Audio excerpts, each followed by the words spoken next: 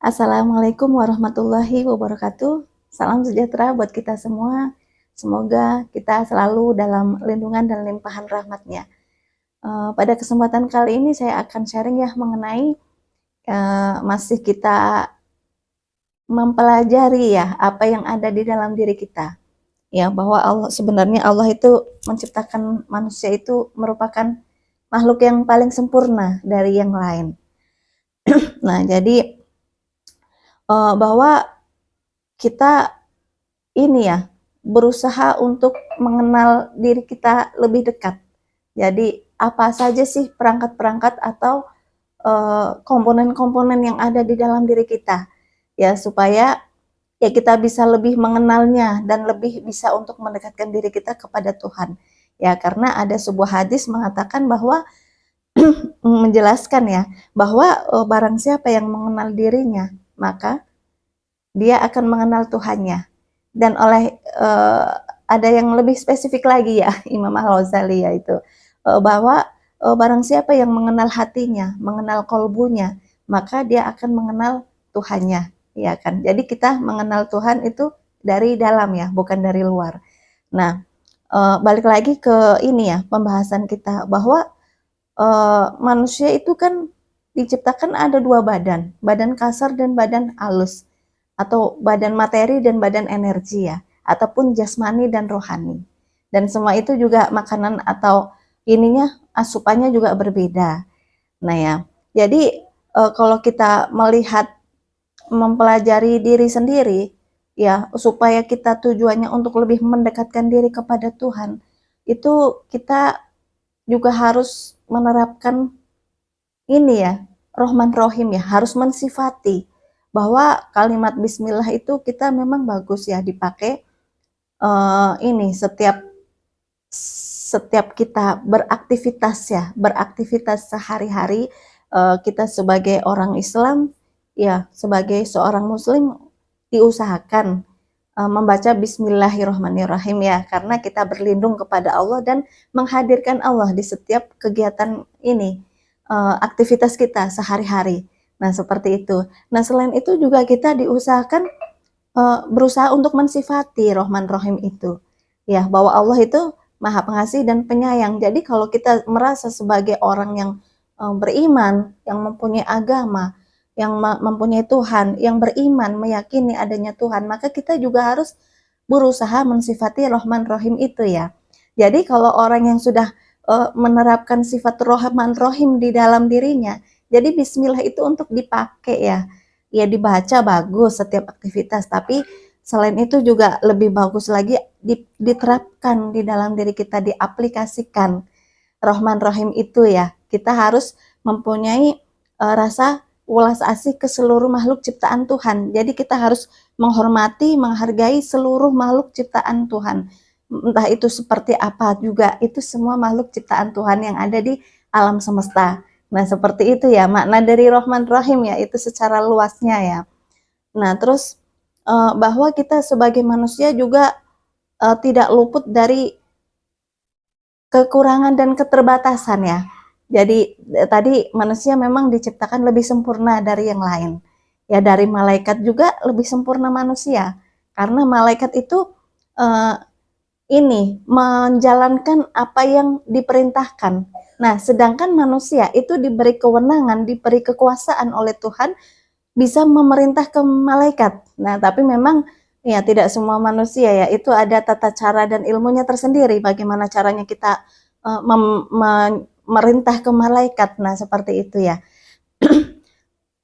Nah, bahwa manusia itu juga selain makhluk yang diciptakan lebih sempurna dari yang lain, juga manusia juga tidak luput dari kekurangan dan keterbatasan. Nah, makanya di situ kita juga tidak boleh menyombongkan diri ya, bahwa manusia itu tidak luput dari salah dan dosa. Nggak ada manusia yang sempurna dalam artian yang suci, yang tidak punya salah, tidak punya dosa, karena manusia itu dibekali oleh ini, dikasih nafsu ya, dan nafsu itu ada 4 perkara nafsu, 4 jenis ya, alwamah, sofiyah, mutmainah, dan amarah. Manusia itu mempunyai itu. Jadi semua manusia itu punya kekurangan, punya keterbatasan, punya apa namanya, kesalahan. Nah, kalau manusia nggak punya kesalahan, ya itu berarti ya bukan manusia, kayak gitu. Karena manusia itu dibekali dengan nafsu, kayak gitu. Jadi bisa berbuat salah dan dosa. Kalau manusia itu merasa tidak pernah salah dan tidak pernah berdosa, tidak pernah lupa, kan manusia itu tempatnya salah dan lupa. Nah, nggak pernah melakukan salah itu berarti ya sama kayak malaikat ya. Jadi ya kalau dalam istilah orang leluhur itu ya semuji suci. Jadi merasa dirinya paling suci. Bahkan ya selama masih manusia itu masih bisa berbuat keliru, salah dan dosa. Ya namanya juga manusia, ya kan. Manusia nggak ada manusia yang suci seperti malaikat itu nggak ada. Setiap manusia entah itu ulama, maaf ini ya, ulama atau uh, apa yang ilmunya kayak apa juga ya udah paham kitab ini kitab itu, tapi yang namanya masih kelasnya kita manusia pasti punya kesalahan, punya uh, pernah lupa ya, pernah keliru. Nah itu manusia itu seperti itu.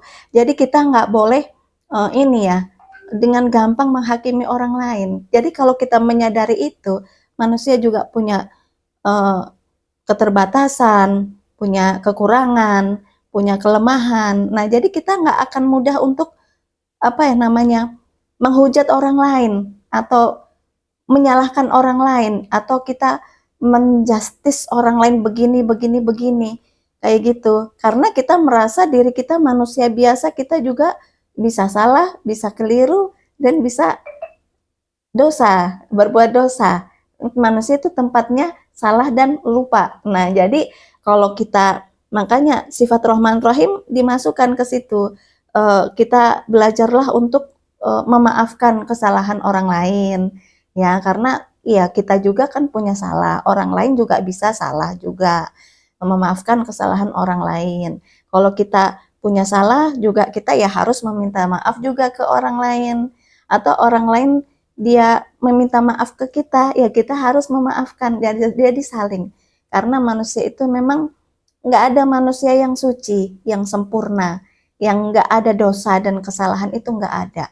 Selagi masih kelasnya manusia, entah itu manusia yang mau dia ulama, ustadz, kiai yang gede, yang besar, tetapi masih bisa lupa dan masih bisa berbuat kekeliruan atau kesalahan ya, meskipun kuantitasnya itu kecil atau gimana, tapi tetap itu ya kita harus menyadari bahwa kita jangan semuji suci lah seperti itu. Jadi memang selagi kita masih dalam kelasnya manusia biasa, itu masih bisa punya salah, punya keliru, dan punya dosa. Jadi kita harus belajar untuk memaafkan orang lain dan belajar untuk meminta maaf ke orang lain jika kita merasa bersalah. Nah, seperti itu ya, merasa inilah menyakiti atau melukai orang lain. Nah, seperti itu ya. Jadi kita harus terapkanlah sifat Rahman Rahim itu di dalam diri kita. Nah, seperti itu ya.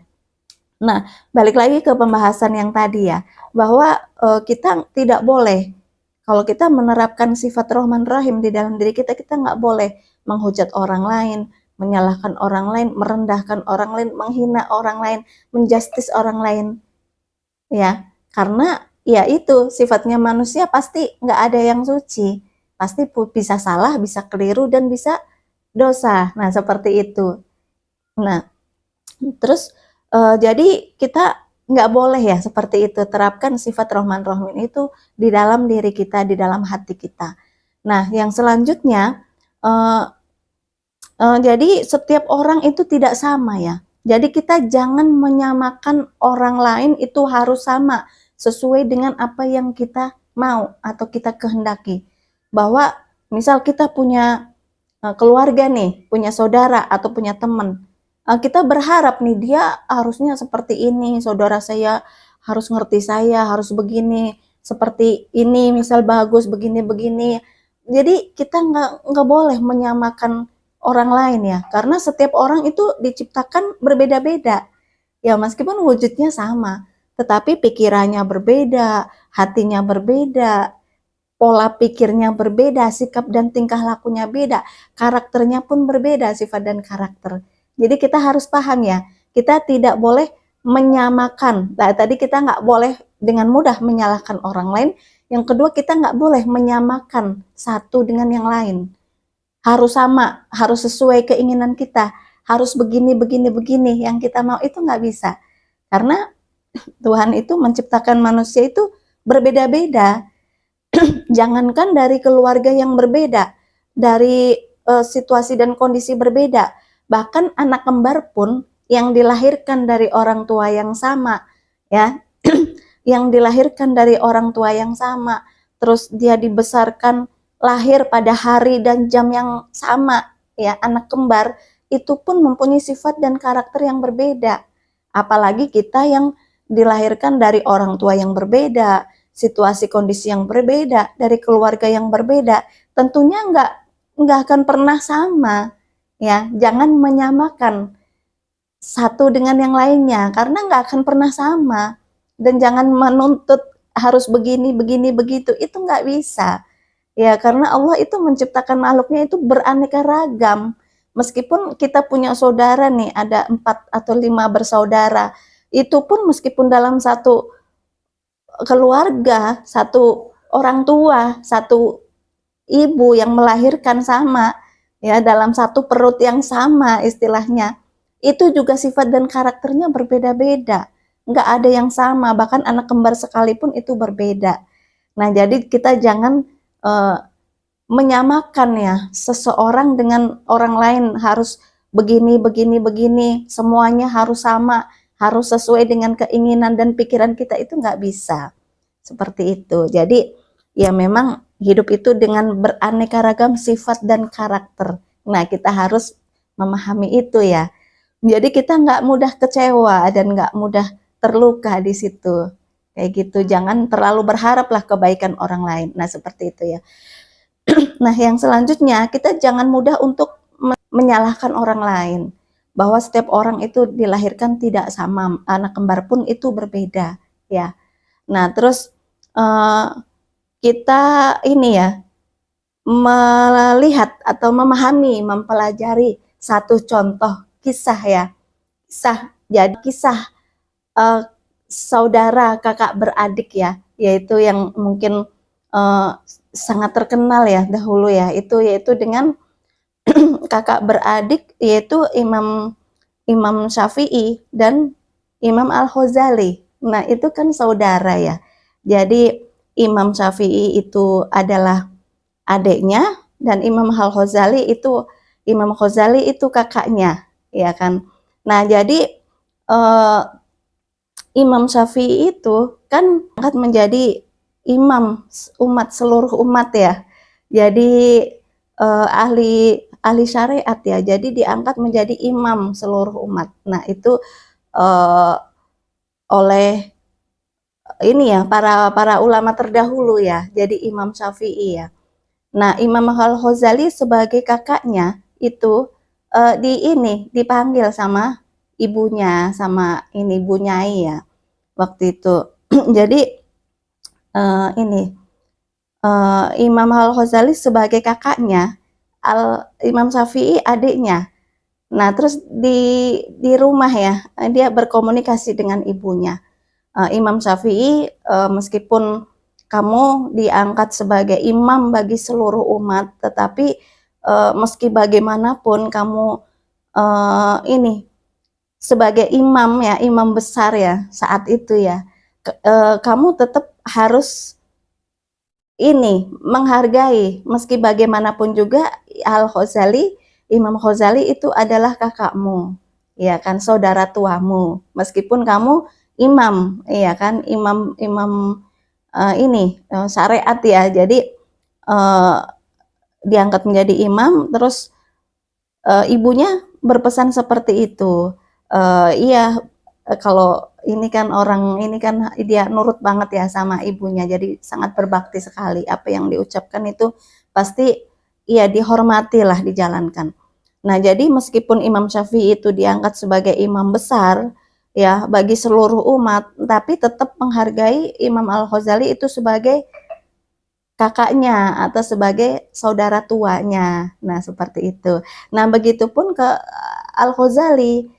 Al-Ghazali ini meskipun kamu sebagai kakaknya, saudara tua dari Imam Syafi'i, tapi tetap uh, kamu dalam wajib menjalankan syariat dan kamu harus makmum mengikuti syariat dari Imam Syafi'i, ya kan? Jadi Al-Ghazali itu wajib mengikuti syariat dan menjadi makmum dari Imam Syafi'i. Jadi Imam Syafi'i itu adiknya jadi imam, kayak gitu ya. Jadi harus mengikuti syariatnya, kayak gitu kan. Nah, meskipun Imam Syafi'i itu adiknya, Al-Ghazali sebagai kakaknya harus mengikuti itu. Nah, terus dia nurut di situ. Nah, ada suatu kisah ya, pada suatu hari itu dia berjamaah ya. Jadi Imam Syafi'i itu jadi imamnya, Al-Ghazali itu jadi makmum. Ya, sama dengan yang umat yang lain juga ya. Jadi beribadah di suatu masjid ya. Jadi Imam Al-Ghazali itu sebagai makmum, ya kan? Kan Imam Syafi'i kan itu ahli ahli fikih ya. Nah, jadi karya-karyanya juga banyak ya. Jadi dia sebagai makmum. Nah, waktu dia takbiratul rakaat pertama, yang pada waktu rakaat pertama itu ini Al-Ghazali ini dia ini nggak melanjutkan, tidak melanjutkan sholatnya. Jadi waktu rakaat pertama belum selesai, terus dia mau mundur, dia batal, maksudnya mundur, nggak jadi berjamaah, nggak jadi makmum, jadi mundur keluar dari masjid.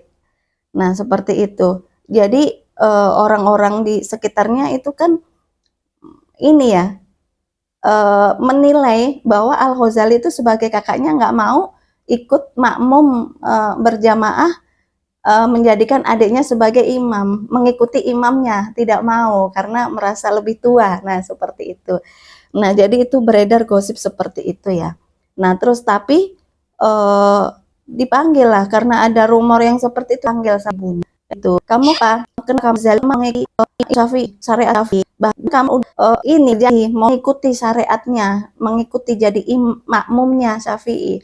Nah, terus Ghazali itu inilah menjawab kayak gitu, menjawab ke ibunya. Iya ibu, saya memang ini memang mau menjadi makmum dari Syafi'i ya, maksudnya mengikuti syariatnya Syafi'i, tetapi di dalam kitab fikihnya Imam Syafi'i itu pernah menulis bahwa jika seorang makmum itu melihat imamnya itu batal ya, imamnya batal, maka itu ya dia harus sebagai makmum, kalau dia tahu ya dia juga harus mundur, nggak melanjutkan sholatnya itu. Nah, melihat imamnya uh, ini batal gitu kan, kan ada tuh hal-hal yang membatalkan sholat. Nah, melihat imamnya batal, contohnya kayak misal ini pakaiannya atau sarungnya itu ini apa berlubang ya, ada lubangnya gitu kan, jadi auratnya nggak tertutup. Terus atau mungkin kentut, nah itu bisa. Atau mungkin salah membaca, bacaannya keliru, nah itu bisa, itu diingatkan kayak gitu kan. Nah, ini Imam Al-Ghazali tuh menjawabnya seperti itu. Jadi saya melihat di dalam kitab fikih yang ditulis sama Syafi'i itu menjelaskan bahwa jika seorang makmum itu melihat imamnya itu batal, maka ia tidak wajib untuk mengikuti melanjutkan sholat itu. Jadi mundur. Nah, seperti itu. Nah, akhirnya ibunya nanya kepada uh, kepada ini Ghazali. Nah, jadi dia bertanya lagi, lah kalau memang Imam Syafi'i itu batal ya dalam sholatnya sebagai imam, terus kenapa batalnya itu di mana? Ya kan? Nah, terus Imam Al-Ghazali ini menjelaskan bahwa memang pada saat takbiratul ikram itu tidak ada ini ya, hal-hal yang membatalkan. Tetapi setelah dia membaca di rakaat pertama itu belum selesai, nah dia Ghazali ini melihat jubahnya, ya apa, sorban sorban atau jubah yang dipakai oleh Syafi'i ini berlumuran darah. Nah, seperti itu.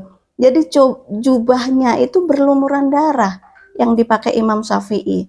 Jadi karena berlumuran darah itu kan membatalkan ya, membatalkan sholat. Nah, akhirnya Ghazali itu iya dia mundur lah, nggak melanjutkan sebagai makmum, ya kan? Karena melihat Syafi'i sebagai imamnya itu jubahnya berlumuran darah. Nah, seperti itu. Nah, itu Imam Al-Ghazali itu seperti itu, melihat jubah Imam Syafi'i itu berlumuran darah. Nah, akhirnya si ibunya itu Bu Nyai ya, itu bertanyalah kepada Syafi'i. Syafi'i, apa benar itu yang Syafi'i, apa benar itu yang dikatakan sama kakakmu? Katanya waktu kamu menjadi imam, ini jubah kamu itu berlumuran darah. Nah, akhirnya Imam Syafi'i menjawab, ya kan? Imam Syafi'i menjawab, iya ibu, memang uh, iya memang saya akui ya bahwa kakak saya, misal Al-Ghazali ya, Al-Ghazali itu sudah muhasafah ya, jadi penglihatan hatinya itu sudah terbuka, jadi sudah mukasafah. Jadi malah Imam Syafi'i itu meminta maaf kepada Ghazali kayak gitu, dan mengakui, ya kan, mengakui bahwa memang jubahnya itu berlumuran darah. Nah, jadi meminta maaf bahwa memang Ghazali itu sudah mata batinnya itu sudah terbuka, jadi sudah mukasafah. Jadi segala sesuatu yang dilihat dari mata secara fisik ya, mata telanjang secara fisik dengan mata hati itu berbeda, kayak gitu. Jadi uh, Imam Syafi'i itu malah meminta maaf ke Ghazali bahwa memang dalam waktu dalam waktu 3 tahun ini, 3 tahun terakhir ini, itu Imam Syafi'i sedang menulis kitab fikih ya. Kitab fikih itu yang menjelaskan mengenai haid. Nah, mengenai haid atau datang bulan ya, sebagai seorang perempuan. Itu kan sebulan sekali itu ada haid ya, datang bulan. Itu Imam Syafi'i lagi menulis kitab itu, kitab fikih. Ya, kitab fikih yang menjelaskan mengenai haid. Nah, jadi ya akhirnya ini karena Ghazali itu kan sudah mukhasafah, jadi melihat apa yang ada di pikirannya Syafi'i. Jadi waktu dia sholat itu masih memikirkan kitabnya yang belum selesai, karena itu kan ditulis dalam 3 tahun terakhir. Jadi dalam 3 tahun terakhir itu ini apa? Menulis kitab menjelaskan, jadi ya. Nah, jadi Imam Syafi'i dia meminta maaf ke Ghazali karena Ghazali itu sudah mukhasafah.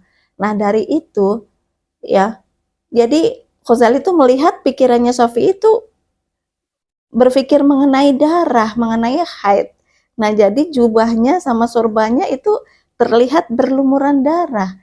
Jadi itu melihatnya dari hati ya, bukan dari mata telanjang Ghazali, itu bukan. Nah, seperti itu. Nah, jadi malah Imam Syafi'i ini berguru, kepingin berguru. Oh ya, kakak, misal Kak Ghazali ya, saya ingin ini, jika diizinkan saya ingin berguru kepada gurunya Al-Ghazali ini, kepada gurunya kakaknya, kayak gitu. Karena Syafi'i kan tahu Ghazali itu sudah mukhasafah ya, jadi mata hatinya itu tajam, bisa melihat. Karena pandangan mata fisik dan mata hati itu berbeda, nggak sama. Nah, jadi pingin berguru sama kayak Al-Ghazali itu. Nah, Al-Ghazali berpesan, eh, apa kamu udah apakah kamu udah benar-benar siap ya? Apakah udah benar-benar mateng untuk eh, ini mendaftar untuk berguru ke guru saya. Nanti kalau udah siap saya antarkan. Nah, dianterin. Nah, akhirnya ya siap kan, Syafi'i siap. Akhirnya Al-Ghazali sama Syafi'i dia inilah berjalanlah menuju gurunya Al-Ghazali. Nah, gurunya Al-Ghazali itu ternyata seorang apa ya, sol sepatu itu. Jadi yang benerin apa ya, tiap hari pegangannya ya sol sepatu itu, yang benerin sendal, benerin sepatu rusak gitu kan, kayak gitu, yang udah pada rusak-rusak dibenerin. Nah, itu gurunya Imam Al-Ghazali itu seperti itu. Nah, jadi ditemui, ya disampaikanlah tujuannya. Ini saudara saya pingin pingin berguru, langsung diterima dan langsung ini ada tugas. Ini di sini kan itu gurunya Imam Al-Ghazali ya, berkata kepada Syafi'i, Imam Syafi'i. Ini di sini ada di sini di dekat sini itu ada pasar. Nah, ada pasar tapi toiletnya ya, zaman sekarang toilet, pembuangan airnya ya, toiletnya itu sudah penuh. Jadi nggak muat ya. Cobalah kalau kamu memang benar-benar serius, tolong buatkan eh, ini sumur sama toilet ya, kamar mandi, toilet, sumur ya. Jadi untuk bersih-bersih ya, untuk toilet juga itu kurang. Coba bikin yang agak besar supaya muat, kayak gitu kan. Nah, akhirnya sama Imam Syafi'i langsung lah dibikinin itu toilet yang bagus, yang untuk membuang kotoran-kotoran ini ya, tinja ya itu. Nah, terus setelah dibikin, si gurunya ini ngomong lagi, ini kan toilet yang lama itu kan tempat pembuangan kotorannya itu kan sedikit kecil. Cobalah yang di sini itu dipindahin ke sana. Yang jadi dari toilet yang besar itu ya, tempat pembuangannya yang besar itu kan masih luas ya. Jadi yang lama, toilet yang lama itu kotorannya dipindahin ke toilet yang baru. Cobalah dipindahin apa namanya, eh, tinjanya, kotoran-kotorannya yang ada di dalamnya gitu kan. Terus karena gurunya ngomong seperti itu, ya Imam Syafi'i langsung langsung dikerjakan kayak gitu, langsung digarap, ambil ini, ambil tong ya, ambil apa namanya, tong yang gede itu ya, yang besi, itu berapa muat berapa liter, masukin lah kotorannya ke situ, dari toilet yang lama dipindah ke toilet yang baru. Jadi dipindah, terus tongnya kurang nih, Imam Syafi'i ambil lagi yang gede lagi buat naruh kotoran-kotorannya supaya dipindah-pindahin kayak gitu lah. Terus si gurunya Imam Ghazali itu ngomong ini, berkata lagi kepada Imam Syafi'i, lah kok mindahinya seperti itu, pakai tongnya banyak banget. Nah, seperti itu.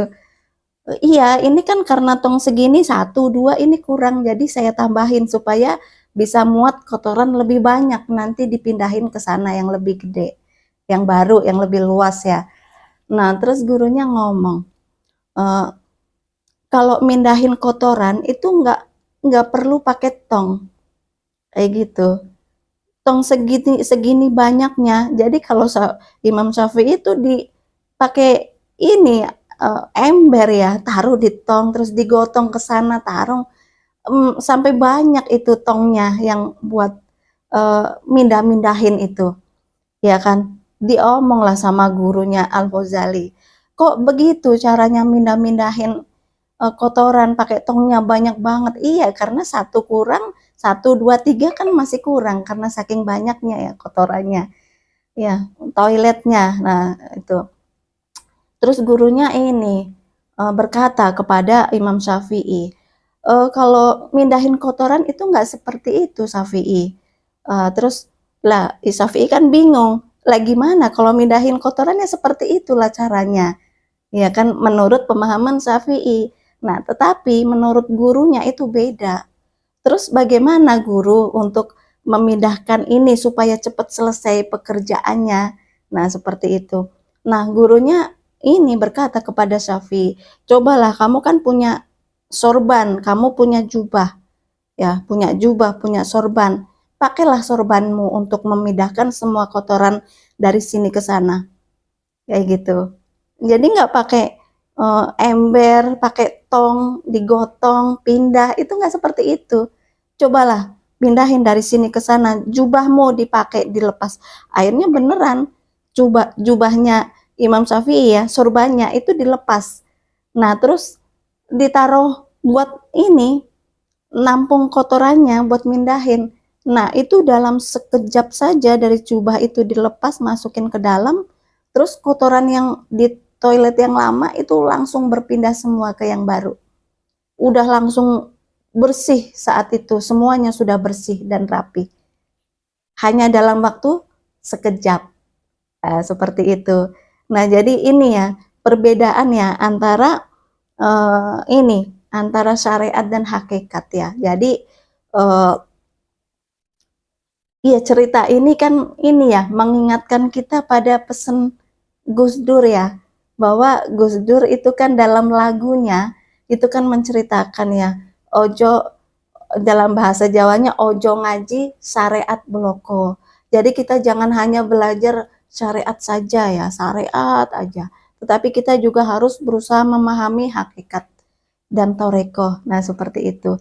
Jadi ini ya, diusahakan lengkap. Nah, seperti itu. Jadi ya jangan hanya syariat saja ya, itu seperti Imam Syafi'i ya. Kalau Al-Ghazali ini kan sudah mukasafah, jadi batinnya itu sudah terbuka, mata hatinya. Jadi penglihatan fisik, mata fisik dan hati itu berbeda. Seperti itu. Jadi tahu kayak misal dia jadi makmum, yang dipikirkan imamnya itu apa? Kayak misal imamnya habis panen nih, panen jagung. Nah, nanti kelihatan kok imam saya ini ya bentuknya kayak daun jagung. Nah, karena yang ada di dalam pikirannya habis panen jagung. Nah, seperti itu. Jadi orang-orang yang sudah mukasafah, udah terbuka ya hijabnya, ya mata hatinya itu sudah jernih, bening, melihat sesuatu yang ada di sekitarnya itu ini lebih peka. Jadi berbeda memang penglihatan hati dan penglihatan mata biasa, mata fisik kita ya. Jadi di situ menjelaskan bahwa kita jangan hanya belajar syariat saja, juga kita harus berusaha memahami hakikat, memahami torekot, tarekah, memahami makrifat juga. Ya, jadi jangan sampai kita dikuasai oleh hukum. Seperti itu. Hukum itu dibuat untuk kita lebih mendekatkan diri kepada Tuhan. Tapi jangan kita menyembah aturan atau menyembah hukum yang ada. Nah, seperti itu ya. Jadi ya semuanya harus dipakai lah. Jadi antara syariat, torekoh, hakikat dan makrifat, semuanya harus kita pelajari dan kita jalankan semua ya. Jangan hanya syariat saja. Nah, seperti itu. Nah, jadi kita belajar hakikat juga itu manfaatnya juga sangat banyak sekali ya. Hakikat itu kan berasal dari hakiki, hakiki yang sebenarnya. Nah, seperti itu. Nah, jadi ya banyak ya, kayak misal kisah Nabi Musa ya, nabi yang sangat cerdas dan punya yang pinter, yang cerdas, yang lebih dari yang lain. Itu juga kalah dengan Nabi Khidir. Bahwa ada, Allah itu menjelaskan, Nabi Musa, meskipun kamu nabi ini nabi yang mempunyai kecerdasan yang luar biasa, tapi ada yang lebih pintar dari kamu, yaitu Nabi Khidir. Nah, akhirnya diketemukanlah Nabi Musa dengan Nabi Khidir. Nah, kalau Nabi Musa itu kan melambangkan syariat ya, lautan syariat, dan Khidir itu hakikat. Nah, jadi itu ada kisahnya di dalam Al-Quran ada. Jadi Nabi Musa yang nabi yang paling pintar itu masih ada yang lebih pintar lagi, yaitu Nabi Khidir. Akhirnya mintalah ketemu dengan Nabi Khidir. Nabi Musa berguru dengan Nabi Khidir. Ya, itu ada dalam sejarah kisah-kisah para nabi ya, itu di dalam Quran juga dijelaskan juga. Nah, jadi perlu ya bagi kita untuk memahami dan belajar, jangan hanya syariat saja lah. Gus Dur juga menjelaskan, ojo ngaji syariat bloko, jangan hanya mempelajari syariat. Ya, ibarat syariat itu kan kulitnya ya. Jadi kita juga harus memahami isinya, hakiki, yang hakikat yang sesungguhnya, ya kan, supaya kita bisa bermakrifat. Itu dengan jalan apa? Dengan jalan torekoh. Torek, torik itu kan jalan, torekoh jalan menuju makrifat. Nah, seperti itu ya. Jadi ya mungkin sementara itu ya yang saya sampaikan, ya sedikit kisah mengenai uh, Imam Syafi'i dan Imam Ghazali ya. Jadi mungkin ya bisa bermanfaat buat kita semua. Ya, mohon maaf jika ada kekurangan dan kesalahan. Ya, sampai ketemu di video-video yang selanjutnya. Wassalamualaikum warahmatullahi wabarakatuh.